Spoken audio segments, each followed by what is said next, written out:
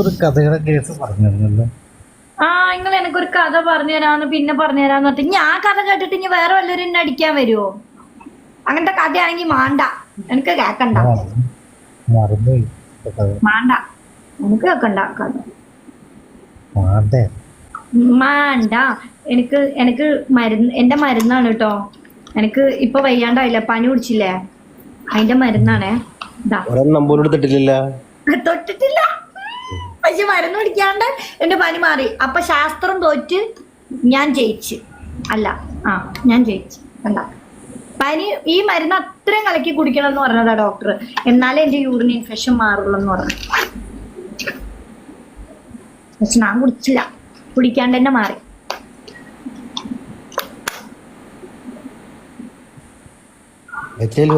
ഡോക്ടറെ കണ്ട് കുറച്ച് പൈസ കൊടുത്തറിയ അസുഖം മാറും.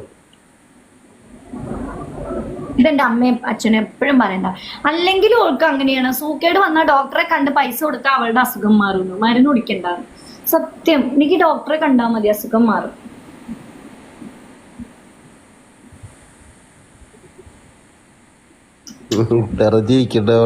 സത്യം പുരിയട്ടെ. ഇത്ത ചിരിക്കുന്നു. ഇത്താൻ്റെ പിന്നെ സ്ഥിതി എനിക്ക് വഴക്കിട്ടല്ല. ഫുഡ് കഴിക്കാത്തതിന്, എണീക്കാത്തതിന്, കിടന്നുറങ്ങാത്തതിന്. പിന്നെ എന്തിനാണ് ഇത്ത വഴക്കുറയാ? രാത്രി കുളിക്കണേന്. ശാസ്ത്രം തോൽക്കാൻ PSC എഴുതിയിരുന്നോ? എന്റെ മോഡറേറ്റേഴ്സ് എന്തൊരു ചളിക്കാരാണേ, എനിക്ക് വയ്യതൊന്നും കാണാൻ. ഷാഫിക്ക, നമ്മളെ ഷാഫിക്ക നിക്കി. ആ സാമിനോട് കേറാൻ പറയോ? സാമിനോട് കേറാൻ പറയോ? സോമേട്ടാ,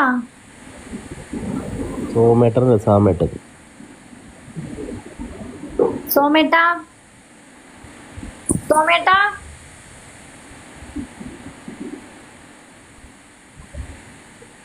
അസീസ്ക, ഒരു കമ്മല്, ഒരു കാത് കുത്തിയത് അസീസ്ക. ഇപ്പൊ ഇരിക്കാനും വയ്യ, നിക്കാനും വയ്യ, വേദന എടുത്തിട്ട്. വേദന എന്തെങ്കിലും എന്താ മുറിച്ചുണ്ടാവുമല്ലോ. ഇത് ഉണങ്ങി ഇങ്ങനെ പിടിക്കുമ്പോഴൊന്നും വേദനയൊന്നുമില്ല, പക്ഷെ ഇത് ഫുള്ളായിട്ടാണ്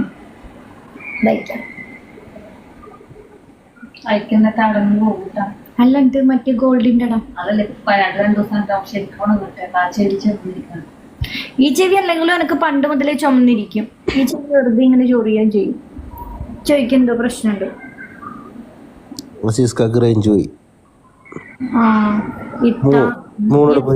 അസീസ്ക പറയാണ് എന്നെ കാണാൻ ഭംഗിയില്ല, ഞാൻ കറുത്തിട്ടാണ്.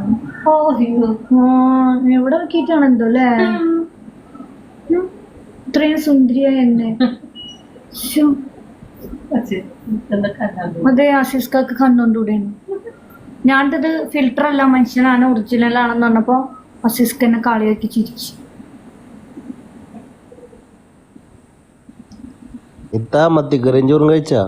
മത്തിക്കറിയാ? ആ മത്തി അതിന് കൊടുന്നതല്ല, അത് അക്വേറിയത്തിൽ ഇടുന്ന മത്തിയാടോ. അത് റെഡ് കളർ, നല്ല ഭംഗിയുണ്ട്. എവിടെ അക്വേറി വാങ്ങി?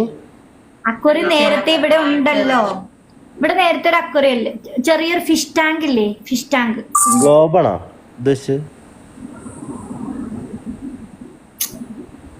ഞാൻ ചെവിയുടെ സ്പെഷ്യലിസ്റ്റ് ആണ്, കുട്ടി പറയൂ.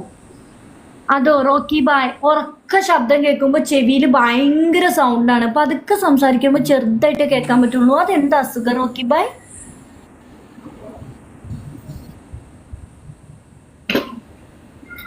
ഇപ്പൊ റോക്കി ബായ് പറയും ഇത് ചെവി ഡോക്ടർ അല്ല, തല ഡോക്ടറെയാണ് കാണിക്കുന്നത്. മെന്റലി എന്താ അതിന്റെ ഇടയ്ക്ക് ചോദിച്ചു എന്റെ അടുത്ത്?